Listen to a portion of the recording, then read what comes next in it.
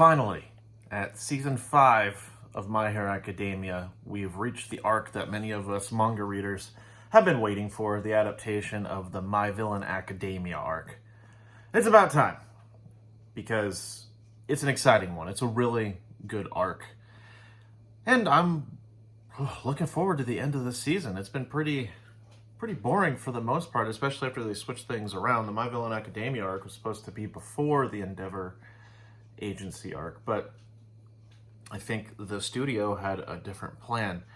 But before I get into the review of the episode, welcome. I'm Jet from All Day the Geek Way. I hope you're enjoying your day the Geek Way. Talking about My Hero Academia now. I'm talking about episode 108 called My Villain Academia. So if you thought I was giving a huge spoiler at the beginning, the episode is literally called My Villain Academia. So just keep in mind, this is anime only safe. If you are an anime only watcher, this is safe for you. However, do keep in mind, I'm watching it subbed with English subtitles. If you're looking forward to dubbed, sorry, catch up with the episode. But let's get into it. So, what do I think of the episode? It's pretty decent. Yeah, I gotta say, it hyped pretty well the rest of the My Villain Academia arc. We get a little bit more backstory into Shigaraki. We get to learn more about the Metal Liberation Army since we hadn't seen them. And just before I continue so much in talking about the episode itself, I haven't read the manga for this arc in a while. It's probably been like 1 or 2 years, probably a little bit over a year and a half. But for some reason, I remember things being a little bit different. I think the studio rushed this a little bit more just to kind of get the arc started, and that's fine. Like, they're on a time constraint and they only have so many episodes, but we are approaching the end of the season, and I'm pretty sure this is where a lot of the budgeting is going to go. But anyway, onto the episode itself. So, beginning of the episode, we see the doctor in the present day experimenting on Shigaraki. We don't know what for. If you read the manga, you know what for. But if you don't really know what for. And he just says, it's all going well, better than I envisioned. But what is? We don't have any answers, but here's pretty much where we start to get the answers. We see a flashback. This is after Kamino, the Kamino Ward incident. It's Tomura and Kurogiri talking to each other after losing All for One. And he says, Kurogiri says, we need to advance. And All for One left one specific power, and we learn that it's a being called Giganto Machina. And then it'll flash back. Well, so it shows Giganto Machina in the present day, but then we get a subtitle that says, 2 months ago, a certain day in October. So before the Endeavor Hero Agency, and it's way before that city is destroyed that we saw for part, right before the Endeavor Hero Agency area. But Shigaraki and the League of Villains fighting Giganto Machina. And it's like, oh yeah, this is what Kurogiri was talking about? And yeah, so Kurogiri managed to get Giganto Machina, and now they're going to battle. But we go to the intro sequence. And the intro sequence is basically the same. You still have the intro from Man with a Mission. I do prefer their music from Gundam Iron Blooded Orphans. Neither here nor there. But there's one small detail that's changed is, with the My Hero Academia, main title, the main lettering and all that stuff, it changes to My Villain Academia. The letters are a little bit different, but also the letters are decaying. That's the only big thing that is visually changed with the intro sequence. I thought that was pretty good. They're really playing on the villain theme. Which I don't blame them, because this arc is a pretty big deal. Well, the fight begins. Giganto Machina is criticizing All for One for Shigaraki being weak. But then there's a radio, and we hear the voice of a doctor. And he explains, he gives a little bit of backstory to Giganto Machina. And he was AFO's bodyguard. His body has amazing stamina and can handle multiple quirks without modifications. AFO purposely hit him after he found Shigaraki, hit him from All Might specifically, because All Might probably would have taken him down, weakened him, and won. So And Dabi comments like, "Oh yeah, he doesn't look that nice." To which the doctor's like, "Oh, you're very observant because he's not nice." And Dabi uses his blue flame, and it does literally nothing to Gigantomachia. But we also learn Gigantomachia is incredibly loyal to All For One. And this is when we get to hear the voice of All For One on the voice box. And Gigantomachia stops and just puts his head next to it. It's a recording of All For One. And it calms him down big time.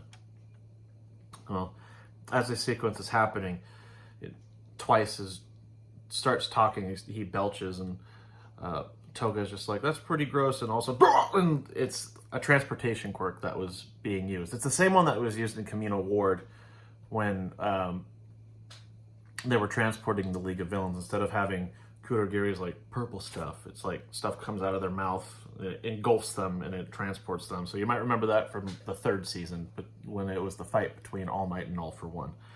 They're transported to the scientist lair. It turns out to be a Nomu lab. Dabi observes that these are different types of Nomus, to which the scientist once again gives him credit for his observations, because in there are a bunch of high-end Nomus and super Nomus. So high-ends are like the ones with the Endeavor fight, and I think the super Nomu is the one that fought All Might in the USJ. Well, Shigaraki says, like, "Hey, Doc, I want you to duplicate something." And the doctor kind of goes off on a tangent. He says, "Your hair's gotten longer, Shigaraki. Are your father and the rest well?"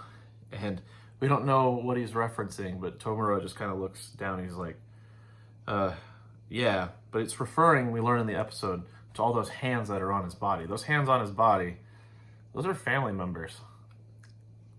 It's pretty dark. Well, the doctor mentions at a secret location, so we had to use the transportation quirk, and it's the first time he's meeting the rest of the League of Villains. So Dabi, Mr. Compress, Toga, Spinner, and Twice, I believe. Well, the scientist also reveals that he's incredibly loyal and close to All For One, and he refers to himself as Daruma Ujiko, and it's a villain alias that he gives himself. His name is different, but we'll learn about that later. I don't want to spoil it for anime-only watchers. Well, but I will say one thing. So I think it was back in chapter 259 when it had the introduction for the Doctor. He was originally called Maruta Shiga. Turns out the word Maruta is the name for victims of human experiments in World War II. And there was a lot of uproar when this happened. And Horikoshi actually came out and formally apologized over Twitter. Because he had no intention by the name. It just happened to work that way. But also, like, it's pretty fitting. But I guess it makes sense why Nomus aren't called Marutas. But anyway, just a fun fact to put in there. Well, the scientist, he's super dedicated to All For One. He wants Shigaraki to fully prove himself before he decides to work with him in any way. Well, this is when we start getting a flashback to Shigaraki, and he's referencing the hands on him. But he says he doesn't remember what happened all that well, but when he puts his family on, like, he becomes super angry. That's when his emotions start coming out. This is when we get to a flashback of Tomura, or at this time his name was Tenko, when he was in an alley after a very tragic event happened. AFO comes up to him and he gives very compelling words, very easy to manipulate Shigaraki. He says, "Nobody would help you, would they? It hurt, didn't it? Tenko Shimura, you were scared and in pain. You must have run looking for a helping hand." And he hugs Tenko and he says, "What an awful thing. A hero will, sooner or later a hero will, ... That's what they all thought as they pretended not to see you. Who the heck made it this kind of world anyway?" Tenko starts crying, and All For One says, "You'll be fine now. I'm here for you." And this shows, like, when he needed someone the most, like the worst possible person gave his compassion to Tomura. Or maybe it is like legit compassion as far as we know. And it goes back to the present day, talking about memories, like starting at that moment, and past Tenko's, he's been taken in by All For One. He's in his new room, and it's really cool when this whole sequence is going through too, because in the background is the All For One theme song, which has that kind of somber sort of tone, that menacing sort of tone. And it's very fitting for the scene that's going on. And I can't remember the song name, but calls in the doctor, and the doctor wheels in the remains of Tenko's family. And he tells him, like, yeah, there was a quirk in you that manifested, and you murdered your family. And memories, like little fragments of memories come up. You see like a cute corgi, you see someone that might be a sister, someone that might be his father. It's all fragmented images. And it overwhelms him so much, he's like in shock to the point where he throws up. And All For One says, like, you don't have memories, but I want you to use the feelings that you have. And he wants him to be able to use those feelings as weapons, those feelings of anger and irritation, all that stuff like that.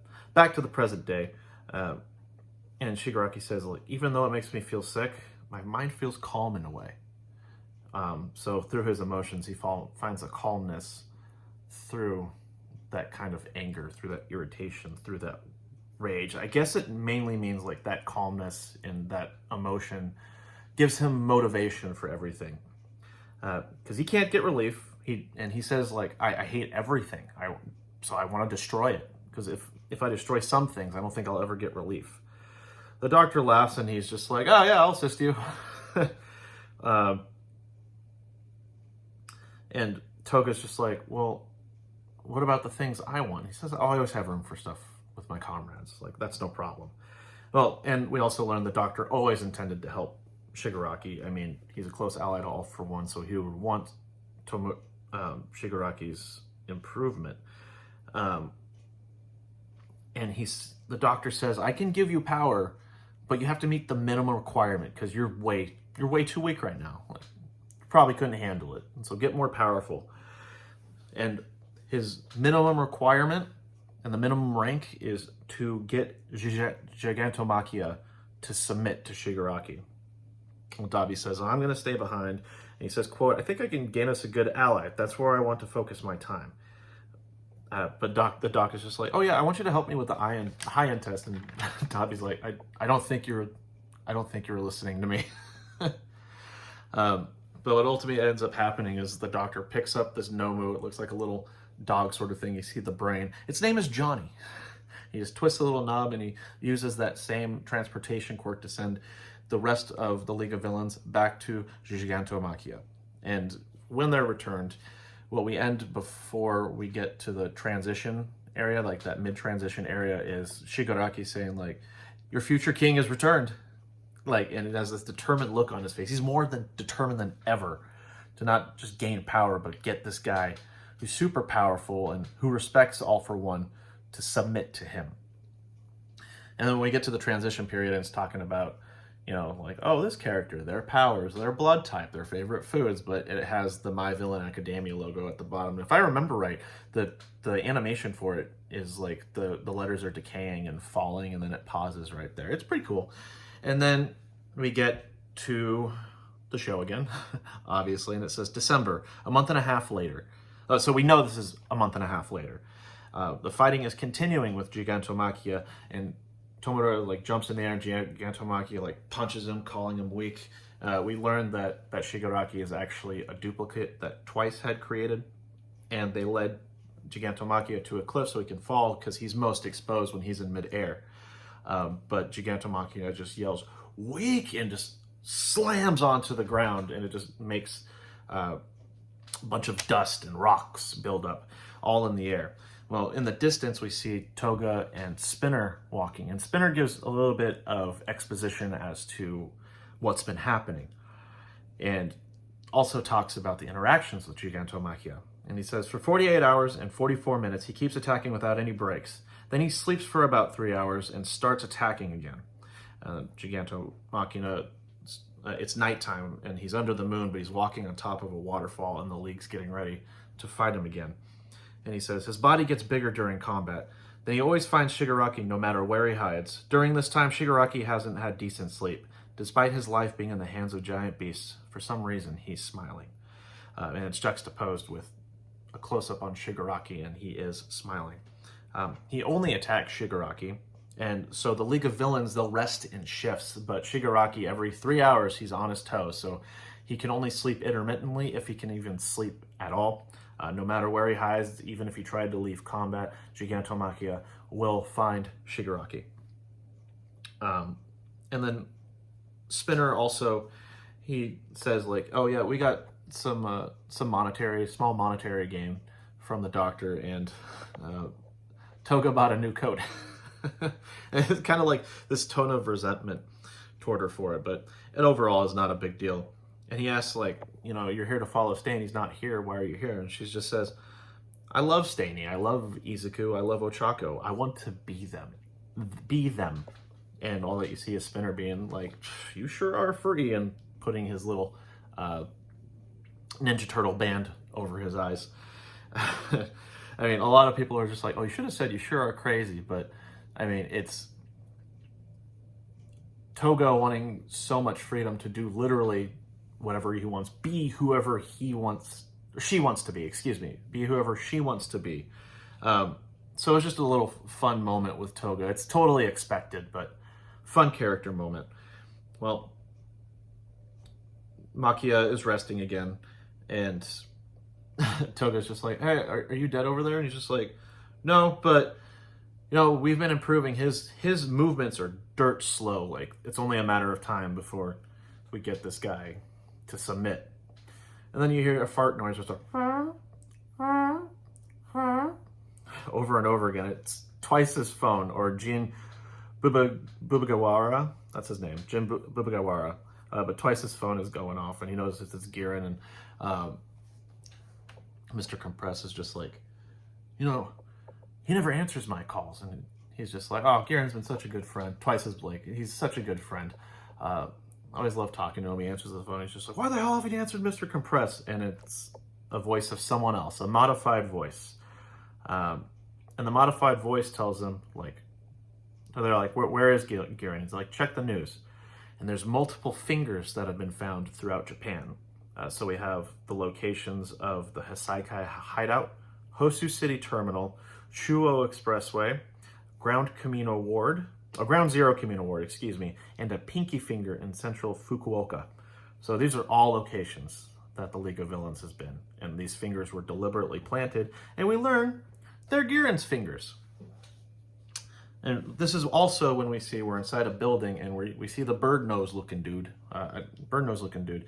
He is known as Redestro, and he's the supreme leader of the Meta Liberation Army. We see Giran, he's tied to a chair. He's beat up, but he's fine.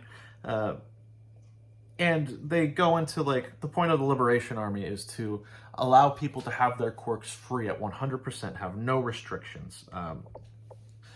And I guess it would kind of be on the same lines as the League of Villains. I think it's just more of like, well, it's the Liberation Army, so it's more of like a libertarian mindset of like, no regulation on quirks, let quirks be free, that sort of thing.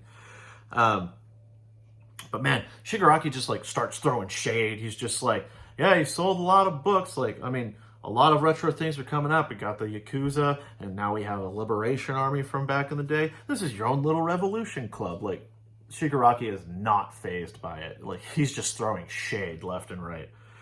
It's pretty good, actually. Well, we learn a little bit more about Giran and when he was captured. He has solidarity with the League of Villains, very admirable, strong work ethic, hid from heroes and the police, but he was found in the same darkness that the Liberation Army is in. He didn't give any info. He didn't moan. He even deleted like any lists or files that he happened to carry on him. I don't know if it was like a phone or something like that. And the data was deleted, but the Liberation Army managed to restore it, and they kind of be like, yeah, Giran, all that stuff that he did was just a waste of time. Like, this all could have been avoided because we got all this information. Anyway, but then we get to see a little juxtaposition as Redestro's talking, like preparing for the day. We see members of the Liberation Army in some places, and we learn there's like a political party called Hearts and Minds Party, which a lot of Meta Liberation Army members are part of. He's like, yeah, we're just preparing for the day, like to prepare to attack because we have 116,516 hidden liberation warriors, like all around Japan. It shows Japan in like little dots around Japan where all these people are located. Then he says, yeah, so you guys are in Niigata? Like, you're pretty deep in the mountains. So this is when the League of Villains learns that they're being tracked, and Twice is just like, yeah, check the phone. Because he thinks it might be the chip in the phone, but it turns out they're being looked at from a satellite camera. It's locked on them. They know where their location is. And he kind of leaves this little blackmail thread of being like, yeah, you know, Endeavor, Hawks, Edgeshot, Mirko, and Crust, we can let them know where you're at, and they will surround you. So it's kind of like a threat from the League of Villains. And Shigaraki's like, that's nice, what do you want? And Redestra says, well, to be a member of the Liberation Army, you must be a Destro. So you guys have gained notoriety. We want to destroy you because this will signal the revival of the League of Villains. And he talks about like the locations and the fingers, the way that they're laid out. It's a sign of the Liberation Oath. And the next thing you see is Redestra. He puts his finger and fingers up like this, his thumb on his forehead, fingers up, and then the rest of his hand closed. And it's the signal, like the letter L, for liberation. Now that I think about it, during the Class 1A versus 1B fight, I do remember Kaminari, Denki Kaminari, he did that thing as well. I don't know if there's correlation, maybe, probably not, though. If there is a correlation, it hasn't been explored at all. That's not a manga spoiler, don't worry. Well, you know, Shigaraki's like, what do you want? He says, well, come to Daika City in Aichi. Come within the hour. And it's like, either fight or you're going to get caught by the heroes. It's like your choice. And we learned, like, they're just like, well, the villains are fighting with one another.